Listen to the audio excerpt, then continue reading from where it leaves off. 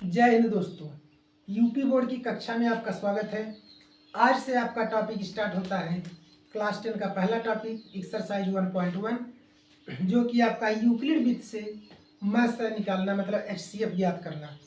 तो देखिए आज हम आपको बताएंगे कि यूक्लिड वृत्त से आपका HCF कैसे ज्ञात करते हैं। तो पहला सवाल कह रहा है कि निम्नलिखित संख्याओं का HCF ज्ञात करने के लिए विभाजन एल्गोरिथ्म का प्रयोग करिए, मतलब कि यूक्लिड का जो रूल है उसका प्रयोग करिए।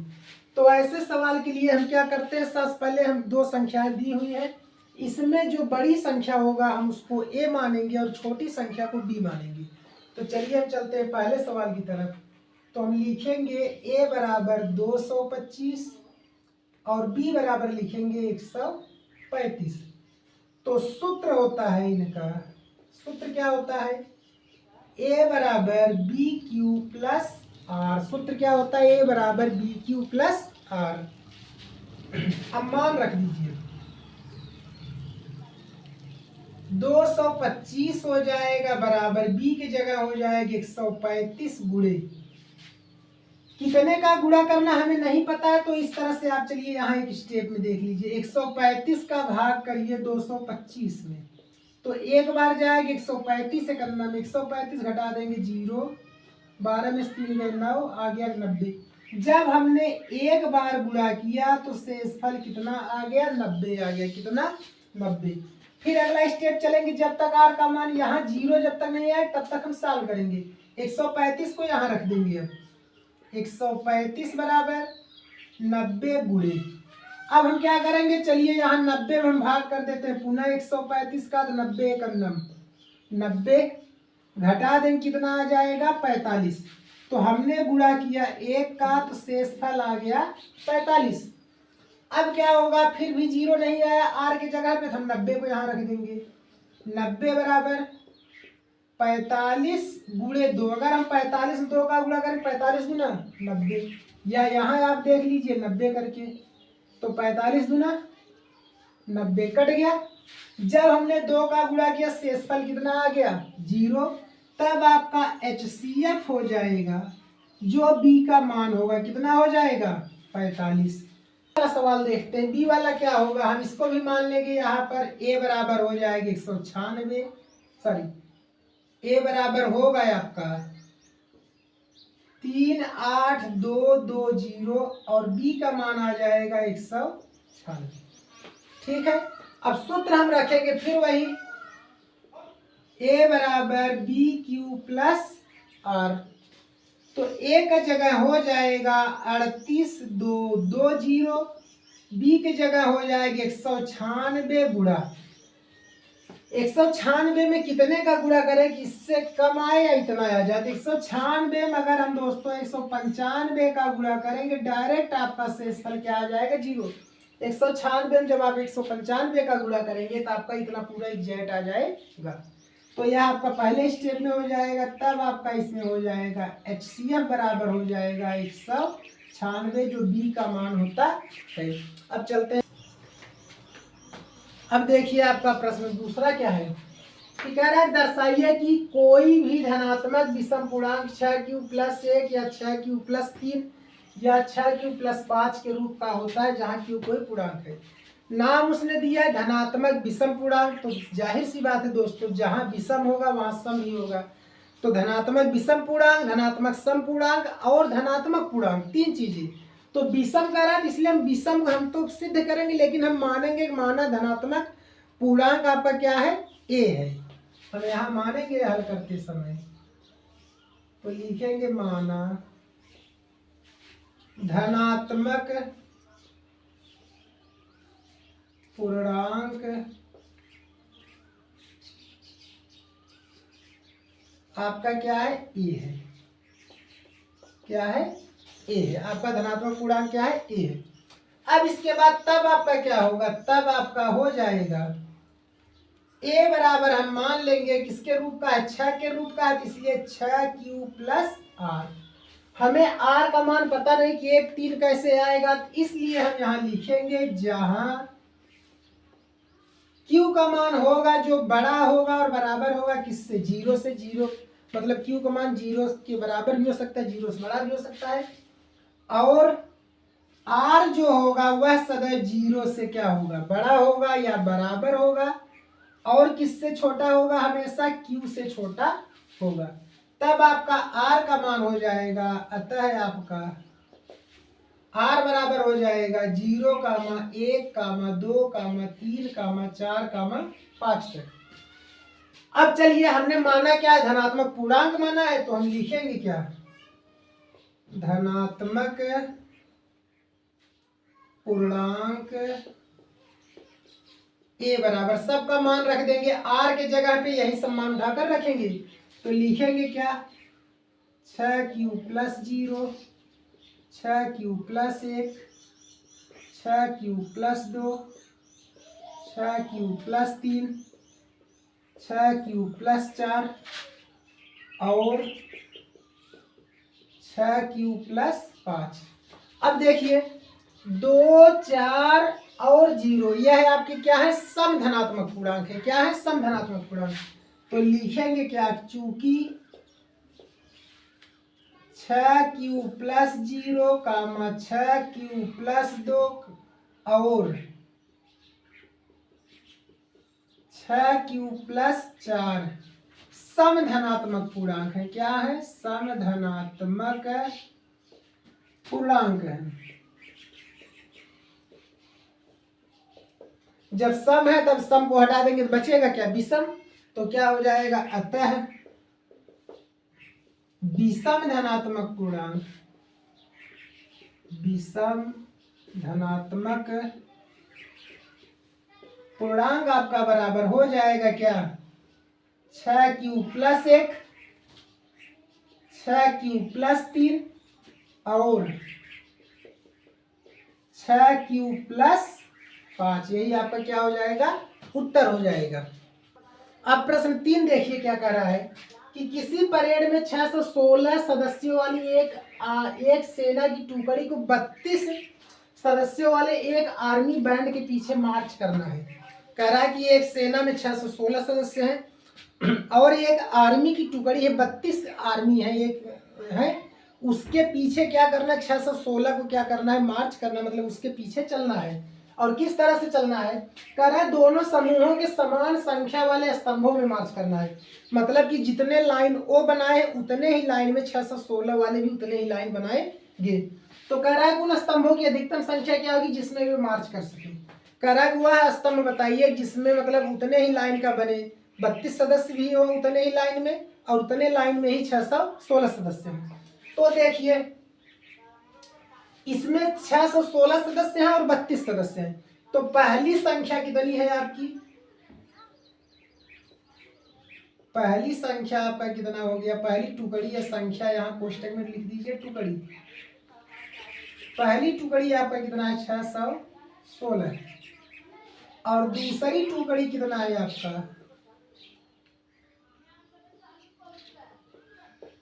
बराबर है 32।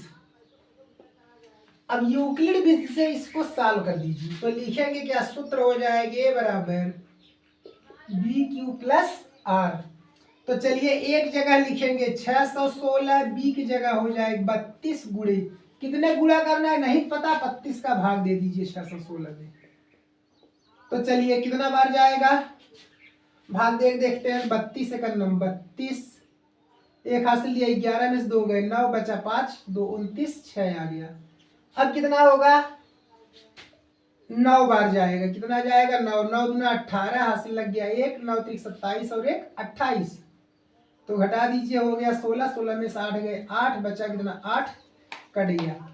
तो हमने गुणा किया 19 का, तो शेषफल कितना आ गया हमारा 8 आ गया, कितना आ गया 8। अब 32 को हम उठा के यहाँ लिख देंगे, तो 32 बराबर हो जाएगा 8 गुणे, तो 32 का भाग दीजिए 8 का भाग दीजिए 32 में, कितना होगा 8 चौके 32, कट गया 4 बार। तो गुणा किया जब हमने 4 का, तो शेषफल कितना आया 0 आया, कितना आया 0।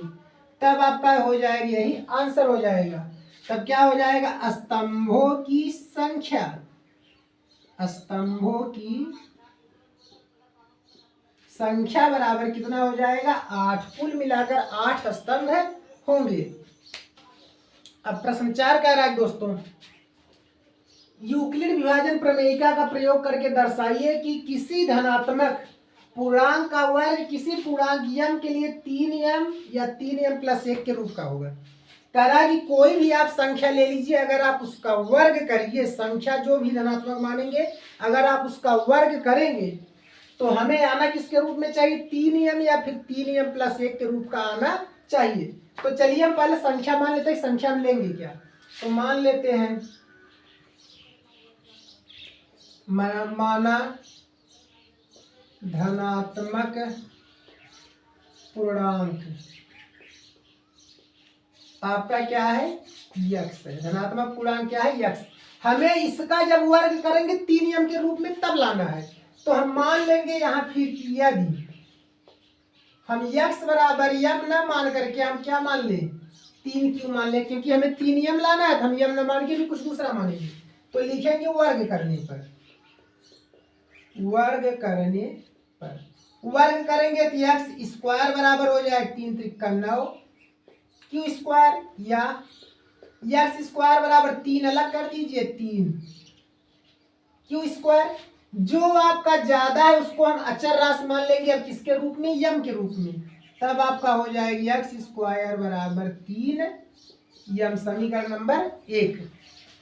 अब फिर हमें 3m प्लस 1 लाना है, पुनः हम क्या करेंगे, यक्स बराबर मान लेंगे 3q प्लस 1, फिर हम वर्ग कर देंगे, लिखेंगे वर्ग करने पर, वर्ग करेंगे तो यक्स स्क्वायर बराबर हो जाएगा 3q प्लस 1 का होल स्क्वायर।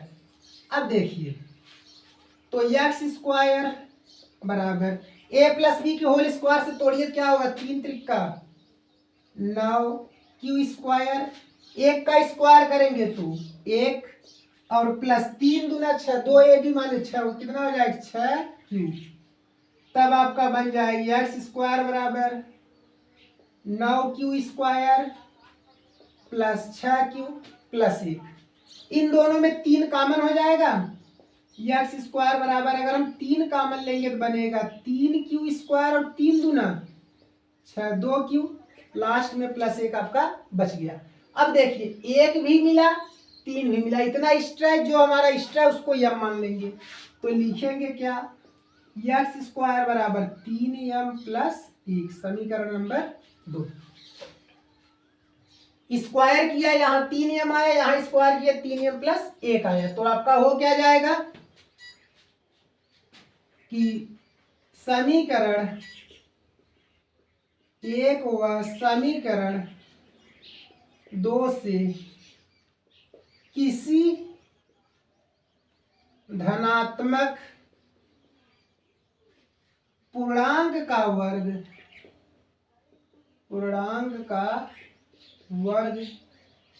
3m या 3m प्लस 1 के रूप का होगा।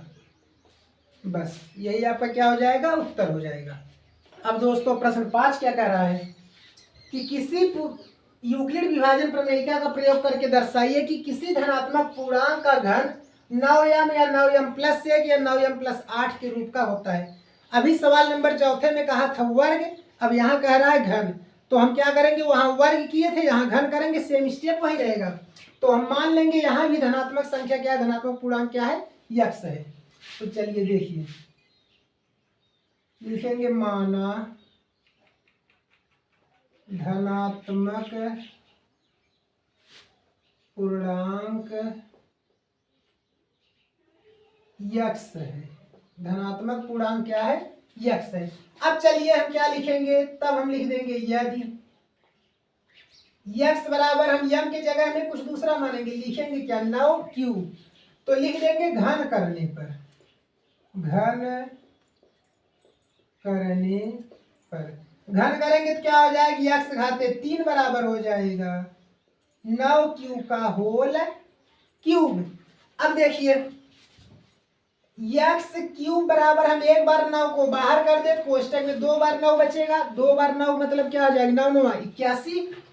तो यहाँ हम लिख सकते हैं 81 क्यू घाते 3।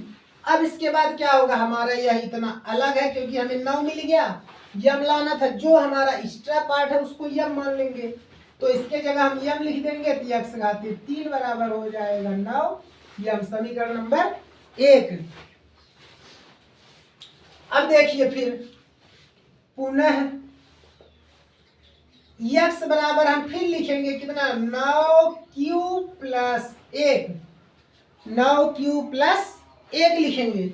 अब फिर लिखेंगे घन करने पर,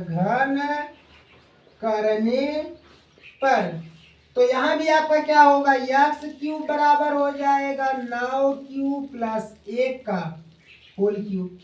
अब इसको हम क्या करेंगे a प्लस बी के होल क्यूब से तोड़ देंगे, तो क्या हो जाएगा यह एक्स क्यूब बराबर 9q का whole cube plus B cube माने 1 का क्यूब प्लस 3ab माने 3 गुणे 9q गुणे 1 कोष्टक में आपका हो जाएगा 9q प्लस 1 हो जाएगा। अब क्या करेंगे फिर आगे हम चलेंगे, तो एक्स क्यूब बराबर 9 का 3 बार गुणा करने का मतलब नहीं है हमें, केवल एक ही बार 2 बार गुणा करेंगे, एक बार बाहर कर देते हैं। 9 गुणे क्या आ जाएगा 9 9 81 क्यूब घाते 3।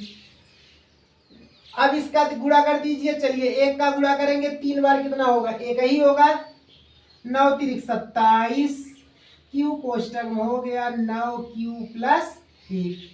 अब चलिए फिर एक्स क्यूब बराबर 9 गुणे 81 क्यूब घाते 3, एक को हम लास्ट में लिखेंगे 27 को 9 में गुणा करेंगे तो क्या आ जाएगा 9 गुणे 27, एक बार क्यूब मिलकर क्यूब घाते 2 हो जाएगा, और 27 का गुणा 1 में करेंगे 27 ही आएगा 27 क्यूब, और उठाकर हमने लिख दिया यहाँ पर 1।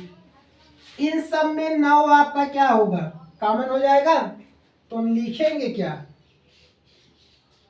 कि एक्स क्यूब बराबर जब हम 9 बाहर लेंगे तो बचेगा 81 क्यूब घाते 3, और प्लस यहां हो जाए 27 क्यू स्क्वायर, और प्लस 9 3 27 माने 3 क्यू, और कोष्टक के बाहर 1। इतना हमारा क्या है अलग पार्ट है, एक्स्ट्रा पार्ट है तो इसको भी हटा देंगे, तब एक्स क्यूब बराबर हो गया 9 मान लेंगे यम प्लस 1, समीकरण नंबर 2। इसी प्रकार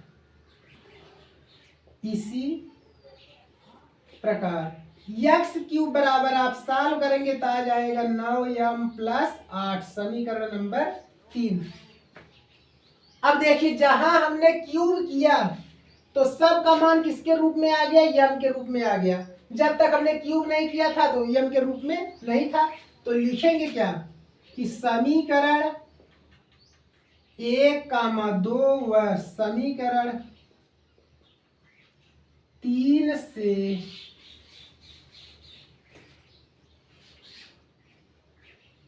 एक्स के किसी संख्या का किसी धनात्मक संख्या का घन सदैव 9m प्लस 1 या 9m प्लस 8 के रूप का होता है।